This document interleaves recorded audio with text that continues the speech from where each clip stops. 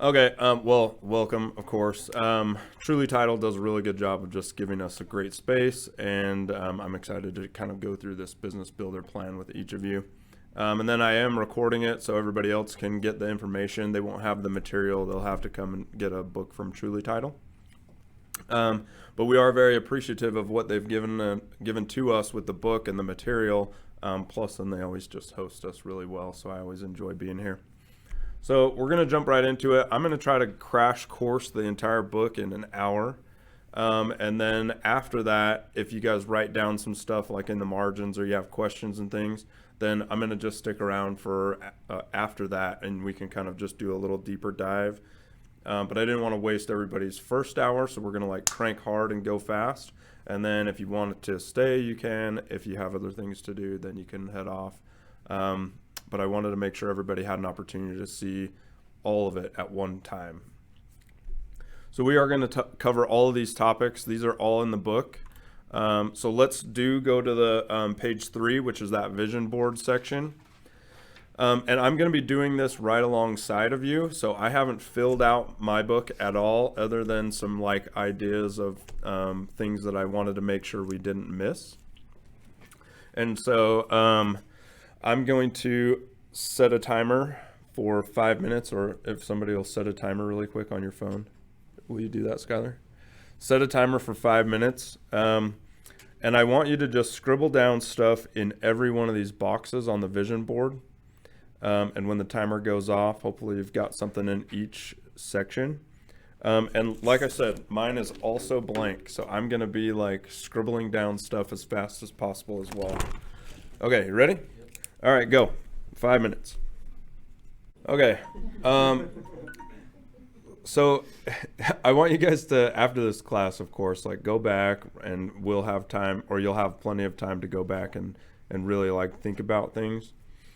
Sometimes though, I feel like our vision board process, we try to put too much effort into dialing it in, and sometimes it's just easier to just blurb it all out on the page. So in particular, one of my goals is to do 40 million this year as our team. And so I really think that we can accomplish that. But the rest of it, I just tried to scribble it out. And so mine just looks like chicken scratch, of course. But what I wanted to make sure that everybody did was blob down some ideas. And then later on today, this week, you can really kind of go back and dial that in. Okay. Anybody want to just throw out their goal or something unique that you wrote down? Well, something I noticed in dreams, I guess I need to work on that. Because really nothing came to my mind. I mean, it was like, I've got a problem here. So I really need to work on that one. Just, I don't know. I struggled on it. But other items of wants I have, maybe that's part of the dreaming. But Yeah. Which I think bigger. Yeah. What I'm saying. I totally agree with you on that. And I actually had that problem in the family relationships box. I'm like, what should I write there? So I just put family vacation. Like last minute, write something in there. Okay, let's move on to the next page. Okay, so the next set of the plans is called the current snapshot. So it's all about knowing your numbers. I went to a seminar, and during that they were it was a bunch of high-level realtors that are running big teams, or they're running small teams and doing like 1,000 deals a year, which is incredible. But they really knew their numbers. They could literally like, this is how many we're going to do this month. This is how many we're going to do next month. This is what we did last year. I actually didn't write down any of mine. Like I said, I'm just kind of going through it with you guys. And so if you look on that first, or on page 4 for total sales, if you haven't had any sales, it's kind of easy to put some zeros, right? Like that's not a big deal. But for us that have closed, you really want to start really dialing that in and thinking, okay, well, how much did I actually close? Do I know what that is? Am I tracking it? And then I put in mine, it's time for research and homework on that. And so if you haven't closed yet, then you can really put in for your 2021 goal or totals, just put a few zeros in there so you can really say, okay, was I working my business to the best of my ability, or was it something that was kind of in the back burner. And so if you think of it as, well, this year I want to close, right? Everybody wants to close. So it's easier to say, okay, this year I'm going to put my goals out there to actually work my business like a business. For like me and my mom. I was gonna add a comment. Oh, go ahead. Previous broker I had, he said that he noticed in my sales, every time I really needed something big in my life, money-wise, that's when I sold the most. And he said, so if you don't have something you're working toward, you're not going to get there.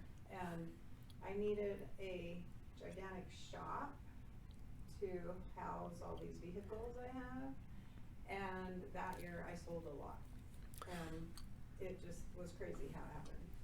So keep that in mind, because that's like on chapter 12. But we'll get there. Oh, okay. Yeah, the big why, you're going to get there. Yeah, okay. So hold on to that. But the research goals, like for Ben, myself, and my mom, of course, to really dial in and say, what did you do last year? Because I can tell you ballpark what the team did last year, but the rest of the numbers, I have no idea.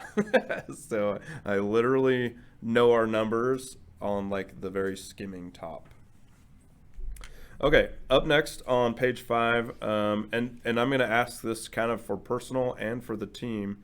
What went great last year in your guys' opinion for yourself? You can go ahead and write that down, but I'm going to ask for the team.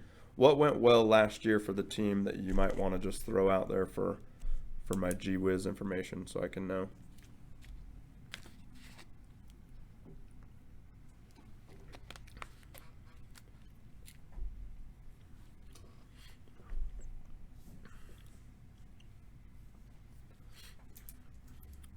All right, who's got something down for what went great last year? I eliminated a lot of my bad habits. Cool. Yep. That's good. And then does anybody have anything for the team, like what the team did as a whole last year that was good, that you might be able to pin down? I noticed both the team members caught up on their training. Yes, they did. So that is a super good one. Yep. Okay, next box. Let's skip those. We're going to fill in what is the, because this one, the very last box is hit on a bunch of times. So what is it that sets you apart from everyone else out there in the market? And then I'm going to make one for me and for the team. And then we'll talk about the team one. So go ahead and do all the boxes now? Just the last one. Just the last one. Yep. So just do the last one. Then you can come back to the other two later.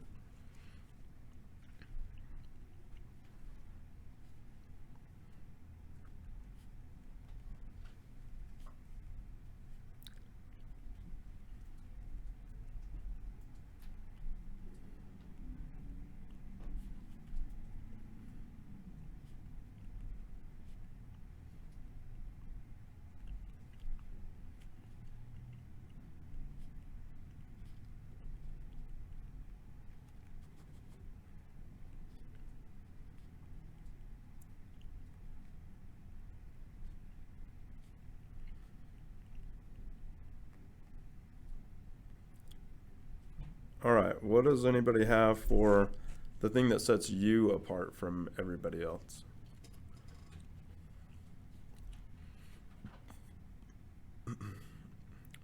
What'd you put, Ben? Well, for me, I think it's, so I became an agent just barely last year, beginning of 2021, but I didn't come in without any knowledge. I purchased, a handful of properties before that I turned into investment properties. And I think just my experience as a property manager, as a landlord, and then just my experience buying so many really helped me out, both on the test and to come, come as an agent with some perspective and be able to guide my clients as far as where I think the market is going to go based on my, 20 years of experience in the market. Yeah. And I think for most brand new agents, that's not usually something that you have. Right. So I do know that there are a lot of agents out there that are investors, that have their own properties, that deal heavily in property management. But as a first year agent, I think that's probably what made me stand out the most. Yeah, I would totally agree with that. Your expertise that you're bringing to the table lets you speak from experience instead of like, hey, my broker told me this. You know, which can sometimes be hard. It's valuable if I give you a good piece of information to relay that, but it's also yours comes with more power behind it, right? Which I think is really awesome.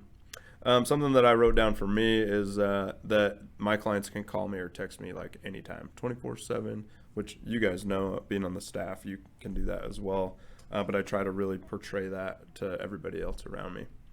For the team as a whole, I put that we encourage everyone to be stronger every day, which just really sets us apart from other companies out there that just can get the job done, which is fine. Most people can sell and get the job done, but it's what other value can you bring to the table? Okay, so for the other boxes, we'll come back to that, or you guys can think about them later today or this week, of course. So let's move on to page 6. Let's talk about preparation.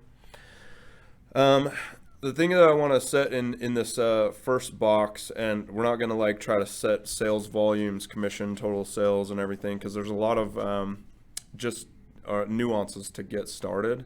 And so if you have an idea in mind, the idea might not really fit until you have some of the training backed behind it.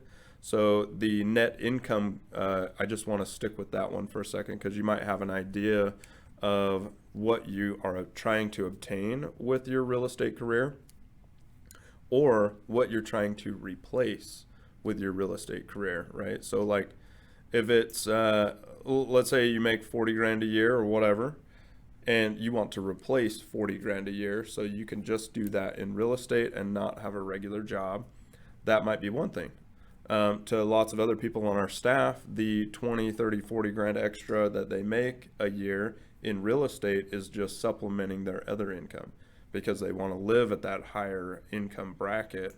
So to each person, it's different. I'm not going to ask you what your ideas are, but go ahead and take like 30 seconds to just write something down in that net income goal for 2022, and determine if it's increasing your current income or if you're really trying to shift and replace your other income.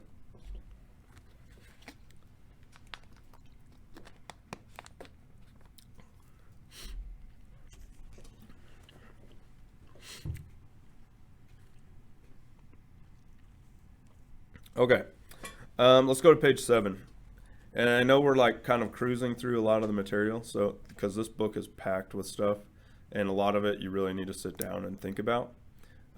We couldn't do that in an hour, so there's no way to do that. So let's go to page 7. I'm not going to worry about doing the pledge right now. That's something that you can write and internalize to really keep yourself motivated. Similar to like what my mom was saying, having a large why. We're going to talk about that in the motivation block. But the staying on track block, and this is kind of where I find a lot of our newer agents get really sidetracked, or they get distracted. And so what I want you to kind of put down in the staying on track is either how you can stay on track, or what distractor you need to eliminate or diminish a lot more so that you can try to focus on your real estate career. Go ahead and take like 20 seconds to write something in there.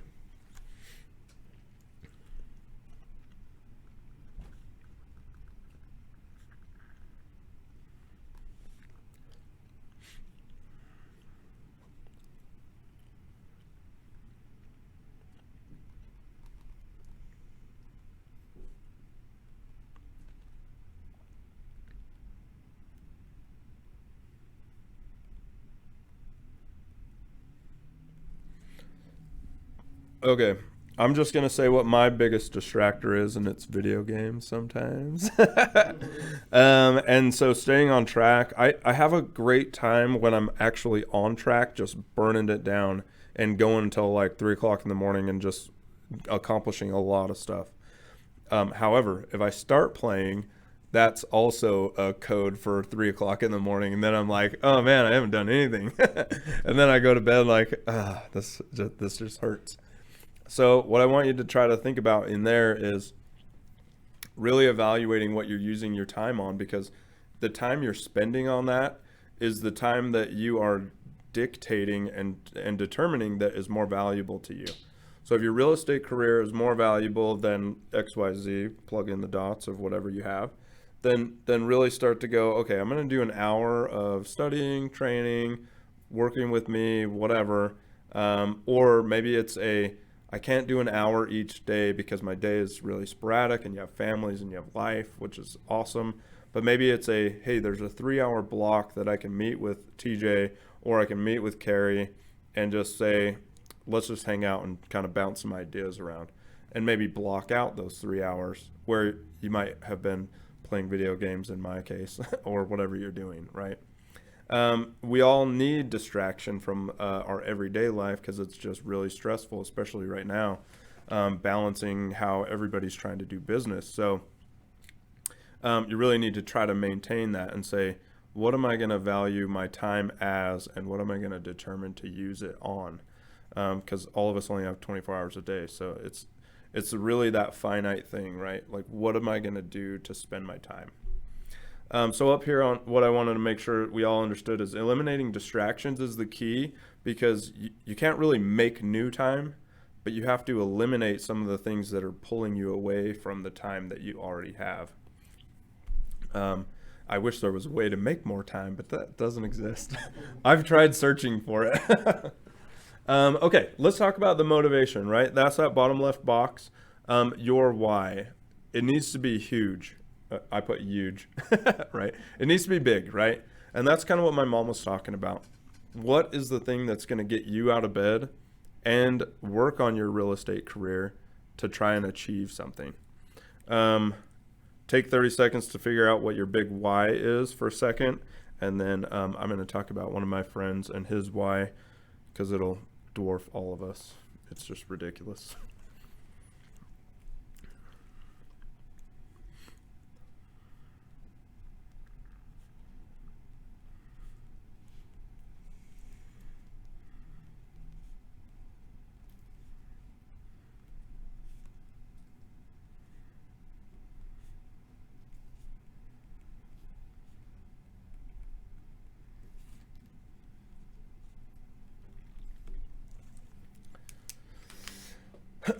All right, maybe 10 seconds more. Okay, real quick, I have this buddy that's attached to this active duty passive network, passive income network, and his why is to end veteran homelessness this decade. They've already given away like 15 homes or something crazy. So they're like on a fast track to just do this crazy thing.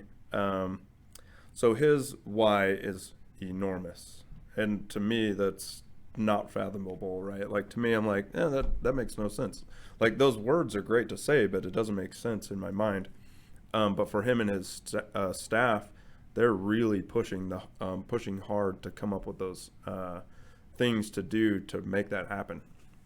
So what I wanted to say there was not that we should try to achieve these whys that are just ridiculously crazy and out there, but big and something that you could really accomplish. But to really say, what is it that makes you tick, right? Like, what gets you out of bed to get going? And so really kind of think about that. The vision box, I want you guys to take time later today or this week to kind of really think of what's your 3 to 5 year vision that kind of really changes things. Let's go to the next page. Oh, whoops. Okay. Mission and values, or mission and vision statements and stuff.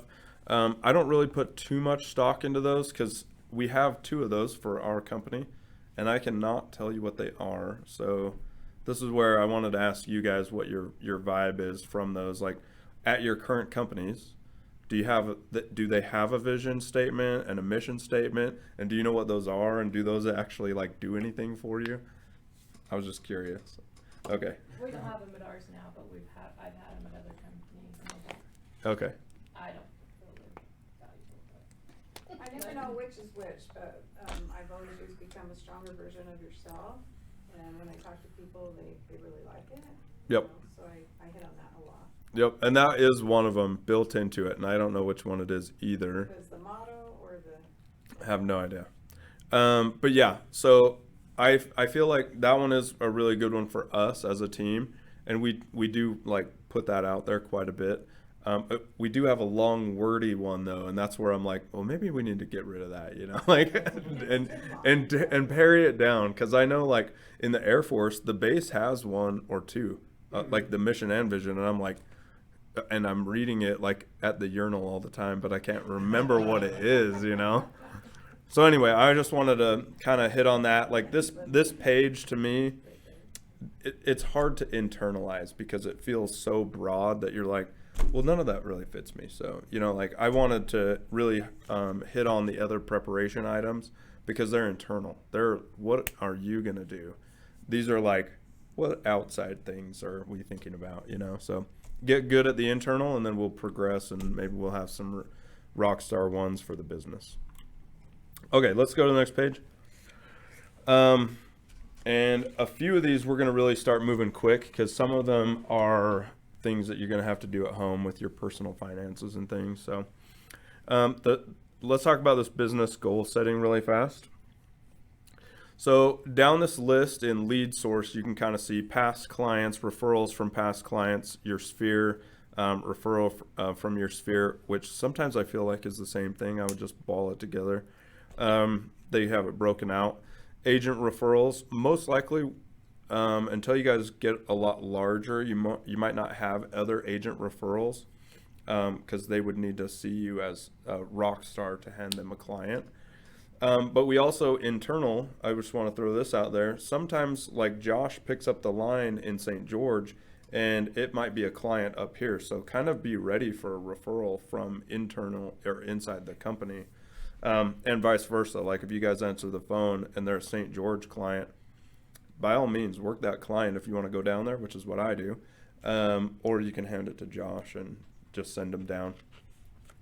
Anyway, so for this homework, like Ben, since you've closed and me and my mom, it's homework for that results section.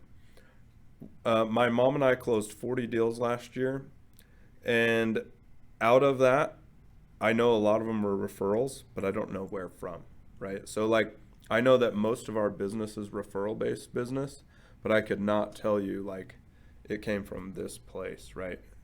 Past clients. Yeah, or past clients, right? So it's really taking a hard look at where your people come from, what you're actually doing to achieve and obtain those clients, either in the first place or as you culture your clients. So it's just doing some homework on that. So for you guys, not as much homework. There's more homework for you guys on what you're targeting, and we'll get to that. What is one of your favorites, though, out of that lead source section, Mom? Favorite to my calendars or? No, just your favorite lead source. Oh, past clients. Okay, yeah, same. Yeah, for sure.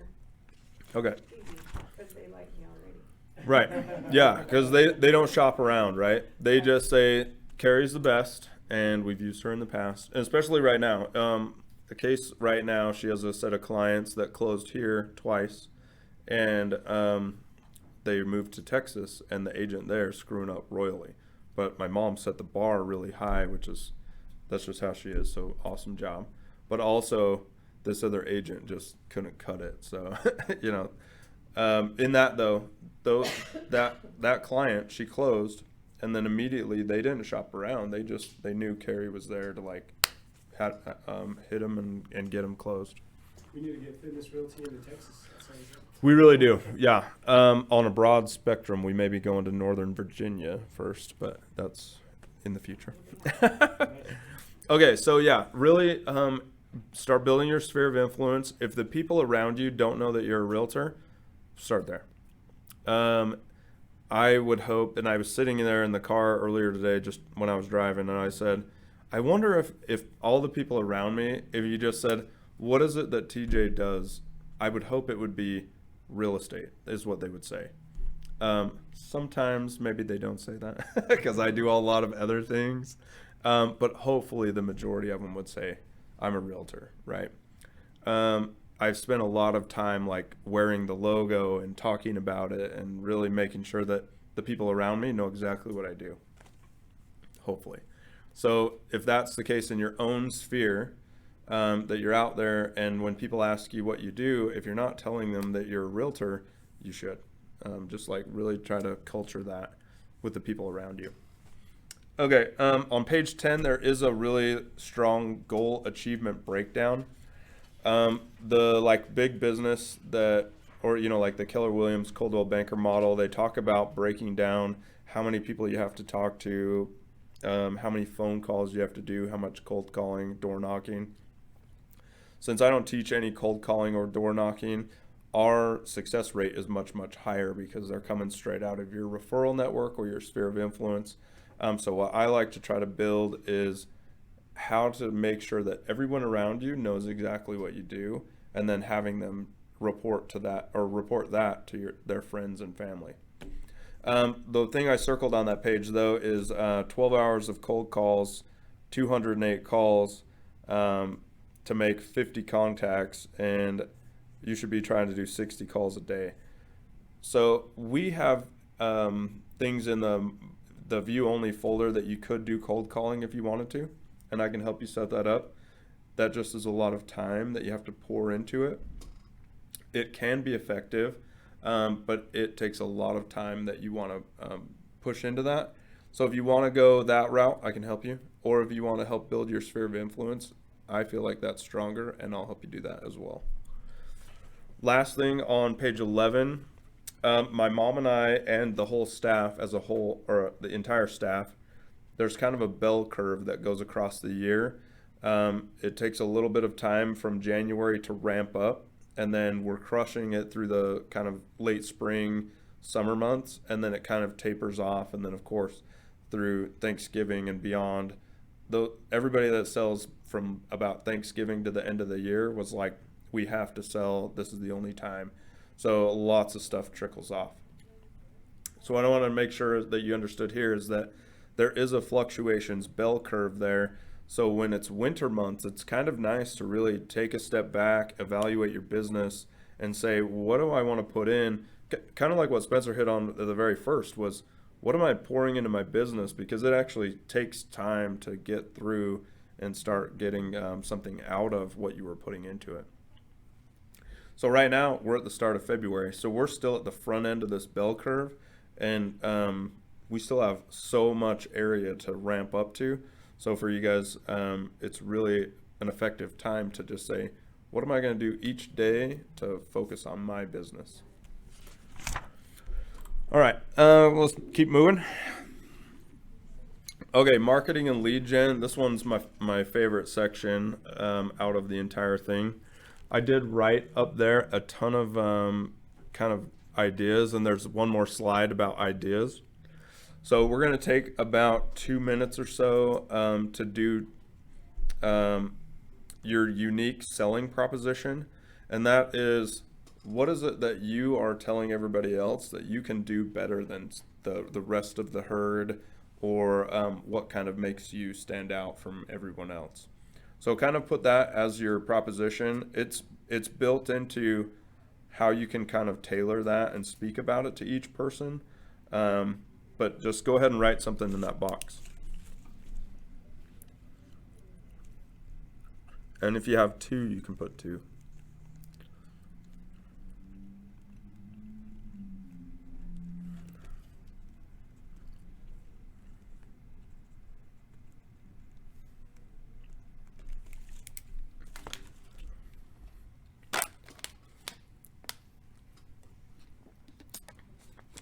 And we're going to take a break in about 15 minutes, just so you know.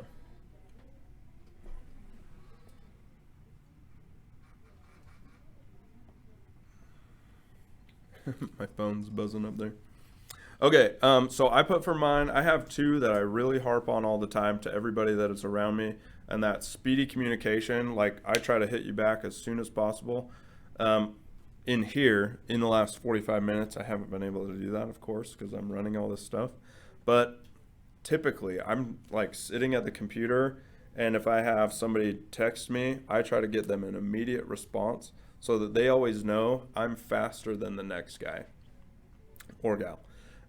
My experience there, or my example there, is one of my clients recently, like in the last week, just told me, said, we're using you because you're convenient and you respond fast. I was like, well, cool. So I guess I'm like up there, but maybe not way up there for them, but I'm so fast. They're like, we never have to wait for a response. So I would say speedy communication can always set you above the bar, because a lot of people will say, I'm busy, which is fine. Busy is fine. But when you want to apply and get that value to them, being faster than somebody else is really easy to stand out. Second one I put down for me is 24/7 communication. Like you guys know, I just tell everybody, text me anytime, right? If you're in the dark, text me.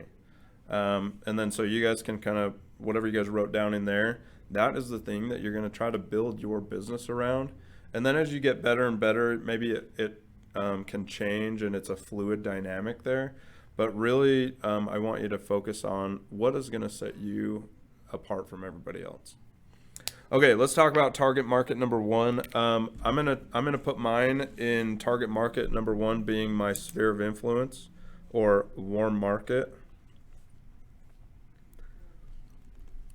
And this section is kind of something that Spencer's tools and Truly Title's tools can really help you be effective with. So let's say your target market, like number 4, after you guys have thought about whatever you want to build, let's say your target market number 4 is $1 million listings with tons of equity. Spencer has a tool that will show you how to find $1 million listings with, well, $1 million homes with tons of equity, so that you can go out and start marketing to those. So his class that he teaches in the future for you guys, and like what you saw last week, that can help you become more effective in a target market that you really want. So for me, let's talk about my target market number 1 being warm market. What is my marketing plan for that to advertise and to generate, or marketing plan, advertise to generate brand awareness and leads? My marketing plan there, you guys have seen it. I put it out on Facebook everywhere. I wear the shirt, I wear my coat, it's on my car. Like the logo is everywhere and generates a lot of conversations. So that one's my favorite for brand awareness. We do give out a ton of swag. So like my mom and I, we buy a ton of swag each year and to give away. For you guys, if you haven't bought any swag, or you just haven't wanted to go down that road yet, and mostly because you haven't sold anything yet, that's perfectly good. The easiest way to generate that brand awareness for free is to just pump it out on your social media and tell everybody around you about real estate 24/7, but without sounding salesy, right? Just like when they mention it, and everybody wants to know what the market's doing, right? Like people ask us all the time, everywhere. We go to the base, people are like, tell me about the market. And it's like, it's hot, you know? We get to talk about it all the time. Okay, and then your follow-up plan. Really determine how you're going to follow up with your clients.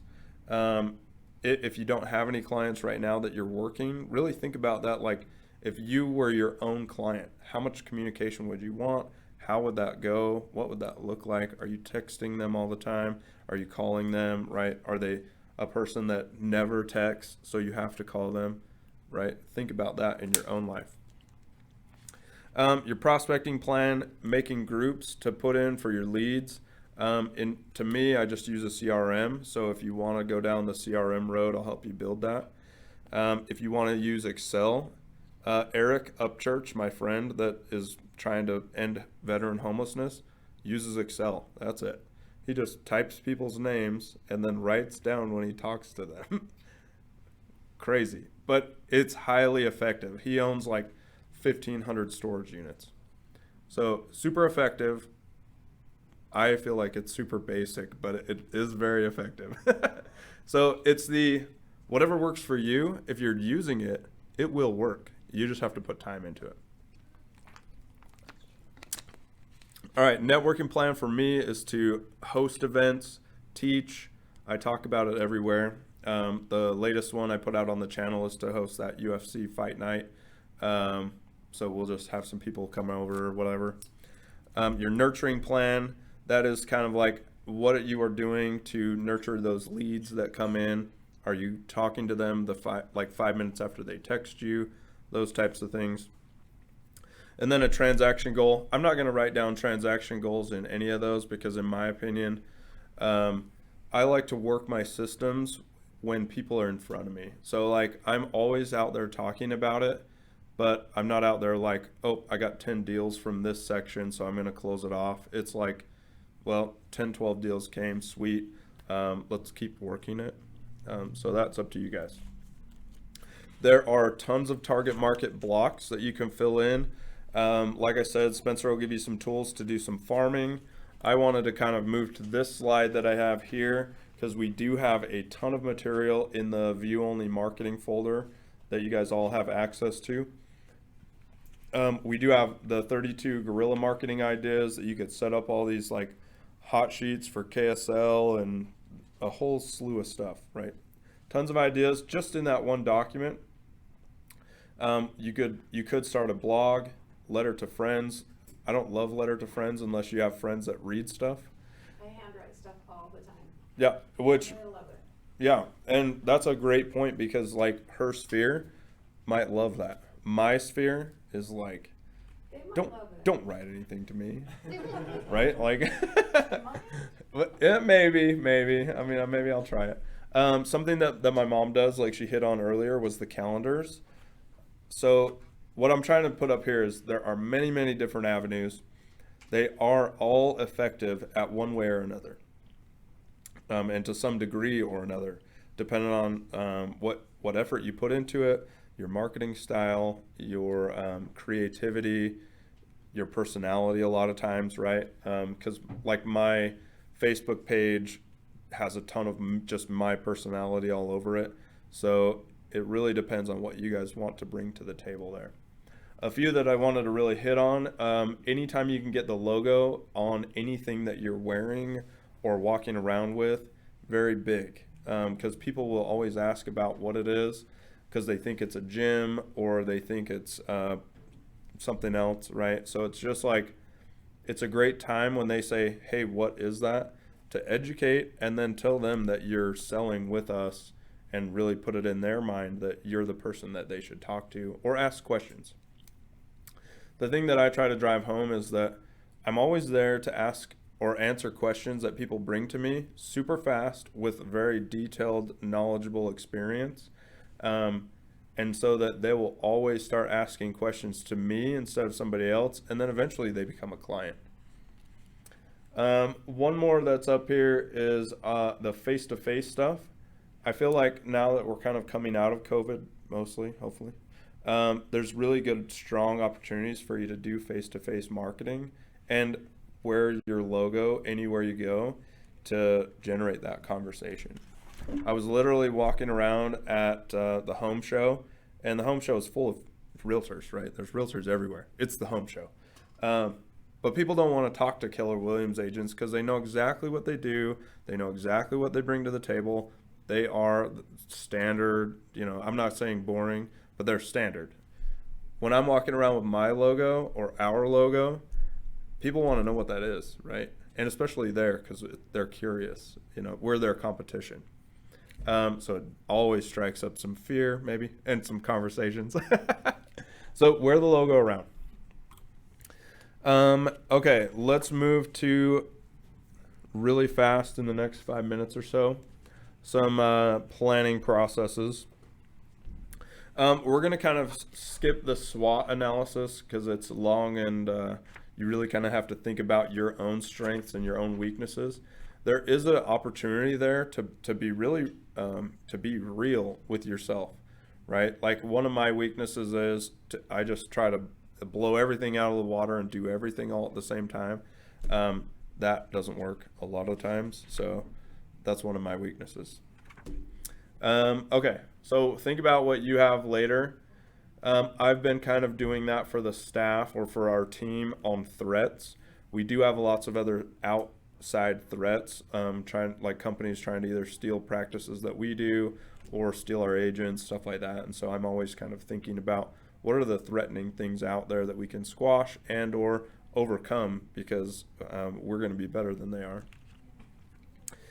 Okay, let's talk about operations goals really fast. And in operations goals on that page, there is a time saving tip with some of the tools that Truly Title has. And Spencer can kind of hit on those when you do your individual classes. They do have a ton of cool tools that make it just super easy for you to just snap like net sheets and things like that to your clients. So really the theme there is to learn what other people can offer you and how valuable it can be, because the second you can do that for your clients and shoot them a net sheet faster than the other guy, because let's be honest, they're shopping unless they're in your sphere of influence. And so if you're faster than the other person, you'll get the deal most of the time. Okay, one of my top priorities for the entire staff is training, like you hit on, that everybody is catching up on training. I have about 12 more videos to make, though, in ideas that I just am putting out there. So there will be a lot more training coming, and pushing training is helping everyone around us to be more confident so that people can come to any of us and get their deal done. All right, let's skip over to 18 really fast, this work-life balance. I'm not going to take time to fill this out, but mostly because my life is very unbalanced. I tend to work real estate, which is also my social and fun and wealth and health and family a lot of times. So to me, I have this one avenue that really can be a full circle for me. If that's not the case for you, really try to dial in what areas do you need to bring up in your own life to feel more balanced. All right, let's talk about business plan really fast. Did I skip one? Okay. A lot of these numbers are going to be things that you need to think about at home. The very top line in the financial plan, that GCI is what you bring to the Fitness Realty team. So let's say you brought $15,000 to the staff or to the company, and then it's based on your split after that. That's your net GCI. So the GCI goal is pre-split, net is whatever your split is after that. Everybody on our staff is at a different split because they're all at different tiers, right? They're all in different points in their career. And so you just need to evaluate it for yourself. Like, where am I at in my split? What does that look like for your GCI or your gross commissionable income? Then the other thing I want to add right here real quick is taxes are the biggest killer. I've found this out several years in a row because I just cannot put money aside for taxes. I'm just stupid at it, which is another one of my weaknesses. But when you're closed, I'm going to pay you a lot of money. Put some of that away for taxes, right? Just hold on to it. Be ready to pay taxes so it doesn't bite you in the butt like it does for me every year. Okay, let's skip to page 21. I have something at the very top that my mom can hammer on, and then we are nearly there. And then we'll break, have some snacks, and then we'll do kind of if people want to stay, I'll do questions and like a deep dive for as long as anybody wants. At least until like 5. So a lot of time. So the top of page 21, the thing that I want to talk about here, let's go to 20 for a second. Your personal expenses. Something that I find really simple to do for switching to a 1099 position is if your expenses are really, really low and you get really lean in your personal finances, it makes this job way, way easier and less stressful. So in my personal life, I can run my entire family for less than 40 grand a year. That's like 6 deals, maybe 7 deals. So my mom and I only need to do 7 deals for me to keep surviving. So the thing that I want to put here is the leaner you can make your personal finances, the easier it is to not have commission breath for one and talk to your clients like, I got to close this deal, otherwise we're not eating, which is, your clients can smell it on you like the second you get out of the car. So just be really careful about that. But the other thing to that is, if you can stay with your expenses really low, you can go 90 days with closing nothing and just working your business and then go 3 or 4 deals in a row and be like, yep, we're good. So on personal finances, the only thing I wanted to mention there, because we're all in different levels of that and how controlling you are about your own finances. I just wanted to make sure everybody can see that. If the leaner you can get, the easier it is to be straight 1099. And to caveat that to the very first section we were in, the income goal you might have, if it's to replace one, if your expenses are low, it gets really easy to replace that other income. And then just do this full time. Okay, top of page 21, and then we'll almost be done. The pumping money into your business for growing, like most of you have seen, I don't recommend any of that stuff. Like, I don't recommend going out and doing postcards and spending money, at least unless it's on some logo stuff, because that actually does work. But they're in the Master Your Marketing folder that my mom has, in the View Only folder, there is this kind of golden 7% rule that a lot of big gurus have talked about before, where it's if you close $10,000 worth in your business, then you're going to spend 7% of that on marketing or swag or your online campaign or whatever. Could be anything, right? They use 7% for a good rule of thumb because it's been shown to actually improve and grow your business as long as you're buying good stuff. I like to use 10% in my own lifestyle. I spend a lot more than that probably, so my budgeting is bad. But the company itself is spending 20%. So we're spending way more to grow the company than that 7% rule because I want to keep on growing. But in your personal lives, 7% is a good rule of thumb. Okay. Yep, business expenses. What are you spending to grow your business after your first check or second or third? The page that talks about savings and debts. Are you working to pay down your debt? Because like I said, that helps make this job a lot more easy and simple because your expenses are not making you have commission breath, as you can see up here. It does make it much, much easier, like I talked about. And then that very last page on 23, professional vendors for title. We have Nicole that you've seen walking around. She was greeting us. And then Danielle is another one of my faves. She's also in this office. So you can use either one of those for title, and they'll for sure get you all their info. I'm your broker, of course. Lenders, I love Michelle or McLean. And then home insurance, I like Brent. He does my personal stuff. And all this info I can get you later. Whew. Okay, any questions about any of that stuff before we go on break? Or let's go on break. Okay, let's go on break really fast. There's some snacks over here, I guess, Spencer? Okay, cool. And then we'll just snack on some stuff. And then we'll come back in like 10, 12 minutes. Sweet. Thanks, TJ. Yeah, you're very welcome. I'm going to turn my sweet jams back on. And I'm going to push pause on the video.